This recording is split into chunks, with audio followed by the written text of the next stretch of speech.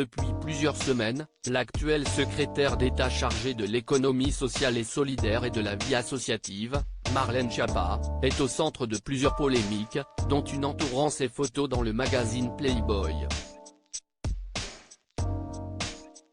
Un membre du gouvernement peut-il poser dans un magazine de charme? Si est la question qui est posée depuis plusieurs semaines. En cause, la une de Playboy consacrée à Marlène Schiappa, la secrétaire d'État chargée de l'économie sociale et solidaire et de la vie associative, qui répond à plusieurs questions liées notamment aux droits des femmes, tout en posant pour une publication avant tout connue pour ses photos osées. L'affaire avait fait grand bruit jusqu'au gouvernement, puisque la ministre chargée de l'égalité entre les femmes et les hommes, Isabelle Rome, avait vivement réagi, critiquant la démarche de sa consoeur. Marlène Schiappa répond à sa une de Playboy et après plusieurs semaines de silence, Marlène Schiappa, qui avait d'abord répondu sur Twitter, expliquant qu'il n'y avait pas d'endroit interdit pour parler d'un combat qu'elle mène depuis plusieurs années, a repris la parole dans le 5/5e de ses avis.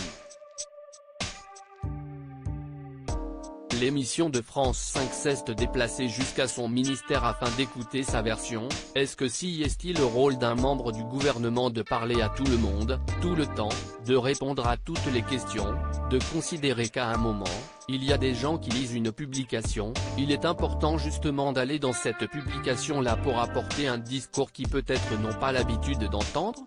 Se questionne-t-elle, avant de se demander pourquoi son cas fait polémique alors que d'autres personnalités politiques, comme Jacques Attali, Frédéric Mitterrand ou l'ex-première dame Carla Bruni, ont déjà collaboré avec Playboy. Marlène Schiappa dément le SMS injurieux contre Isabelle Rome. Marlène Schiappa répond également sur les rumeurs, notamment le recadrage d'Elisabeth Borne à son encontre qu'elle confirme, ou encore le supposé SMS envoyé à Isabelle Rome, dans lequel elle l'aurait traité de sac à main. Elisabeth Borne m'a effectivement téléphoné pour me dire qu'elle considérait que dans la période de tension sociale que le pays traverse, ce n'était pas approprié de faire la couverture de Playboy, et ensuite elle m'a dit maintenant, reparlons des sujets de fond. Quant au fameux SMS, Marlène Schiappa dément catégoriquement, si est absolument faux. Si est inventé, si est ubuesque.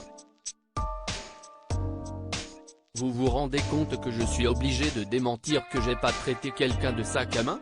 En revanche, ce qui est vrai, si est qu'on a eu une discussion. À lire aussi Marlène Schiappa, son interview dans Playboy menace-t-elle sa place au gouvernement?